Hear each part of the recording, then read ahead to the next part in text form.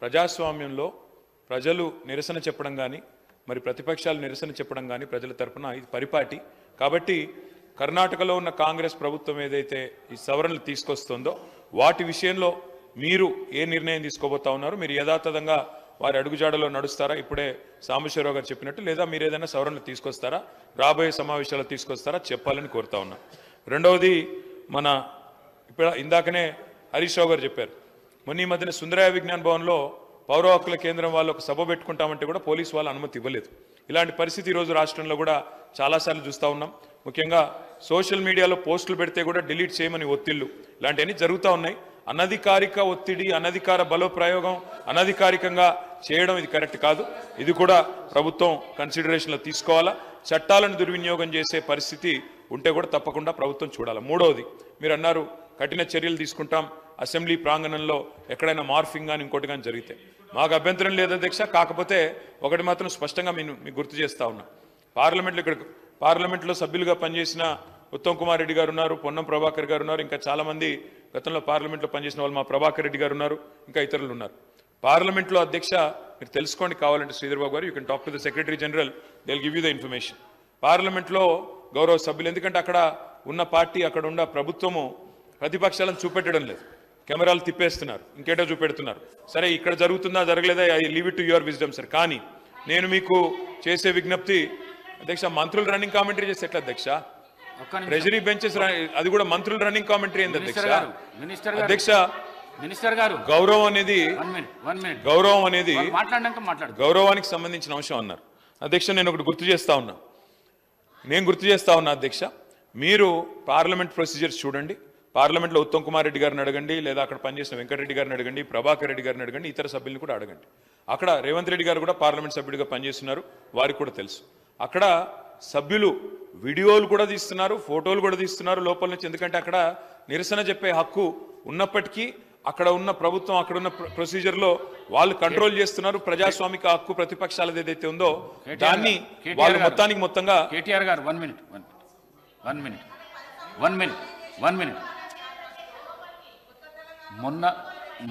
మొన్న హాల్లో తీసిన వీడియో ఏదైతున్నదో మీకు మేము పంపిస్తాము.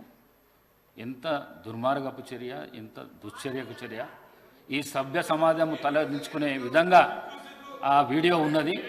ఆ వీడియోను పంపిస్తాం, మీరు చూసినాక మీరు మాట్లాడండి. స్పీకర్ సార్, సభ బాగా నడవాలి అంటే ట్రెజరీ బెంచెస్కి ఓపిక ఉండాలి. ఎందుకంటే ప్రతిపక్షాల తరపున తప్పకుండా మేము మాట్లాడాలి, ప్రజల తరపున మాట్లాడతాం. కానీ ట్రెజరీ బెంచెస్కు ఓపిక ఉండాలి. ఇవాళ ఫ్రస్ట్రేషన్ ఎవరికుందో కనబడతా ఉంది మేడం. ఎందుకంటే ఇక్కడ ఏం మాట్లాడకుండా కూర్చున్న మా అక్కల మీద నోటికొచ్చినట్టు మాట్లాడింది ఎవరో చూసాము, నోటికొచ్చినట్టు నోరు పారేసుకున్నది ఎవరో చూసాము. ఆ తర్వాత కూడా మేము ఇక్కడ నుంచి పోయిన తర్వాత కూడా నోటికొచ్చినట్టు మళ్ళీ దూషించింది ఎవరో చూసాము. ముందేమో అక్కలు ముంచుతారన్నారు, ఆ తర్వాతనేమో అక్కలను మేము ముంచుతామని మాట్లాడింది. 5 నిమిషాల్లో ఊసర వెళ్ళి రంగులు మార్చింది. మినిస్టర్ గారు సబ్జెక్ట్ మాట్లాడండి, డివియేషన్ కాకండి. సబ్జెక్ట్ మాట్లాడండి. స్పీకర్ సార్, కేవలం మనకి ఇష్టం లేని మాత్రమే మనం కామెంట్ చేస్తామంటే కుదరదు సార్. ఇవాళ రెండు వైపులా చూడండి, నేను సబ్జెక్టే మాట్లాడుతున్నా. రెండు వైపులా చూడండి, అందరికీ ఆదేశాలు ఇవ్వండి, భాషని ఉద్వేగాల్ని నియంత్రించుకోమని చెప్పండి. ఓపిక ఎక్కువ వాళ్ళకు ఉండాలి, దయచేసి ఆలోచించుకొని సమయంతో ఉండమని చెప్పండి. అది ముఖ్యమంత్రి గారి నుంచి మొదలు పెడితే అందరికీ ఉండాలి. నంబర్ 1. నంబర్ 2, అధ్యక్ష, పోలీస్ వాళ్ళు ఈ మధ్యన సుందరయ్య విజ్ఞాన్ కేంద్రంలో పౌర హక్కుల సంఘం వాళ్ళు మీటింగ్ పెట్టుకుంటామంటే ఆ విషయంలో వారు మరి ఏ చట్టం పెట్టుకుని వాళ్ళని నిరాకరించారో తెలియదు, వాళ్ళు బాధపడతా ఉన్నారు. దయచేసి ఇలాంటి సంఘటనలు పునరావృతం కాకుండా చూడండి. అధ్యక్ష, ఇప్పుడే మంత్రి గారు మాట్లాడుతూ ఒక ఆధునికమైన హైకోర్టు కడతామని చెప్పారు. అధ్యక్ష, అధ్యక్ష ఈ రన్నింగ్ కామెంటరీ మంత్రులు చేయడమే సార్, ఇది ఎక్కడ చూడలేదు నేను. అధ్యక్ష, ఇంకొక మాట అధ్యక్ష, హైకోర్టు భవనం ఆధునికంగా కడతామన్నారు. We welcome it. కాకపోతే అధ్యక్ష, ప్రొఫెసర్ జయశంకర్ వ్యవసాయ విశ్వవిద్యాలయ విద్యార్థులు ఒకరోజు కాదు అధ్యక్ష, దాదాపు 100 రోజులు తమ వ్యవసాయ విశ్వవిద్యాలయ భూములు తీసుకోవద్దు, మా భూముల్లో కాకుండా ఇంకెక్కడైనా కట్టండి హైకోర్టు అని చెప్పి వారు ఆందోళన కూడా చేశారు. నేను రాష్ట్ర ప్రభుత్వ దృష్టికి తీసుకొని వస్తా ఉన్నా. వ్యవసాయ విశ్వవిద్యాలయంలో జరగాల్సింది పరిశోధనలు, వ్యవసాయ విశ్వవిద్యాలయంలో జరగాల్సింది సాంకేతికపరమైన ఆలోచనలు, దానికి భూమి కూడా అవసరం సార్, ఎందుకంటే అక్కడ ఫీల్డ్ ఎక్స్పెరిమెంట్స్ చేయాలి. ఆ ఫీల్డ్ ఎక్స్పెరిమెంట్స్ నుంచి వచ్చే రీసెర్చ్ డెవలప్మెంట్ ద్వారానే కొత్త వంగడాలు కానీ కొత్త ఆలోచనలు కానీ రైతాంగానికి, వ్యవసాయానికి, రాష్ట్రానికి ఉపయోగపడే విధంగా చేయాలి. కాబట్టి దయచేసి నేను ప్రభుత్వానికి కోరేది, వ్యవసాయ విశ్వవిద్యాలయ భూములు తీసుకొని హైకోర్టులో 100 ఎకరాలు కేటాయిస్తామనే ఆలోచన ఏదైతే ఉందో దయచేసి దాన్ని విరమించుకోండి.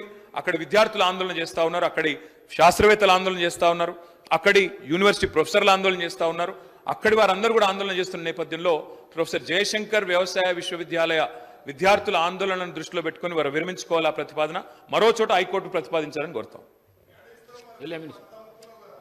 మినిస్టర్ గారు